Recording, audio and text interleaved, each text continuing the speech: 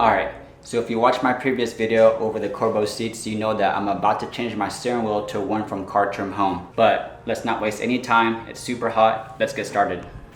Before we get started, I do recommend to unplug the battery and have the steering wheel as straight as you can. It does make it easier to align the new one when you're putting it on. Now, to remove the old steering wheel, it's pretty easy. You're gonna wanna pop off these little side caps here, probably with a tool like this, but I already have it popped off. And then on the other side, I do have the cruise control here. It is the same thing. Once you do pry it off, it does just come right off. Once you remove those caps, it's gonna give you access to these torque bolts here. Those torque bolts are gonna be a T30. There is one on each side.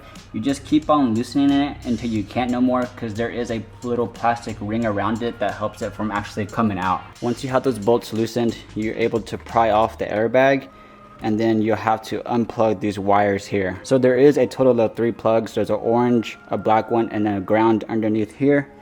To remove the orange and black one, you need to go underneath this yellow tab and pry it up and open the tabs.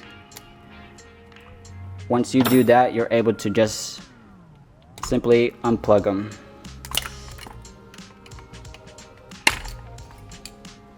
You would then want to remove both steering wheel controls by removing the 2 Phillips head screws on each one.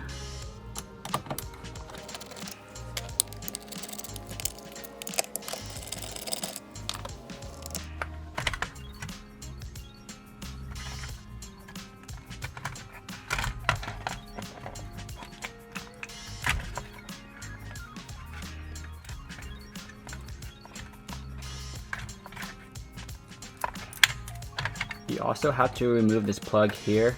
That way the steering wheel controls can be removed completely from the steering wheel. You would then need to remove the 19mm bolt here, like so.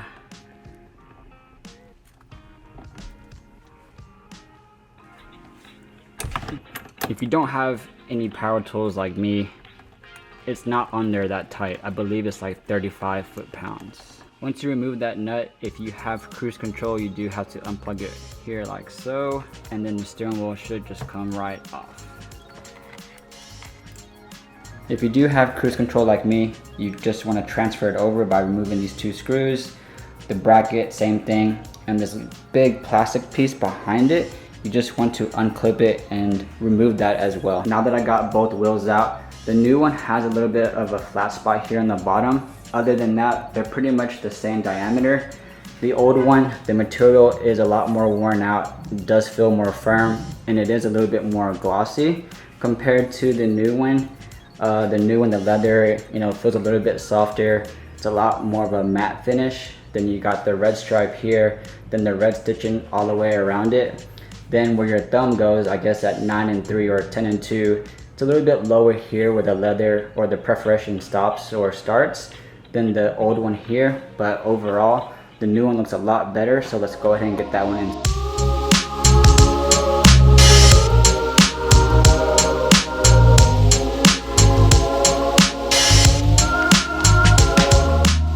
So that's pretty much it. This was a quick video because it is that quick and easy to change out this steering wheel. Now everything went back together like normal, like it's supposed to. The fitment is great, so it looks good. You can see that I do have these black button covers here. Those aren't painted, but I'll tell you more about that in the next video. And I do recommend to get a black Toyota emblem cover from Cartrimhome because it gets rid of the chrome and it kind of just flows better with the actual steering wheel.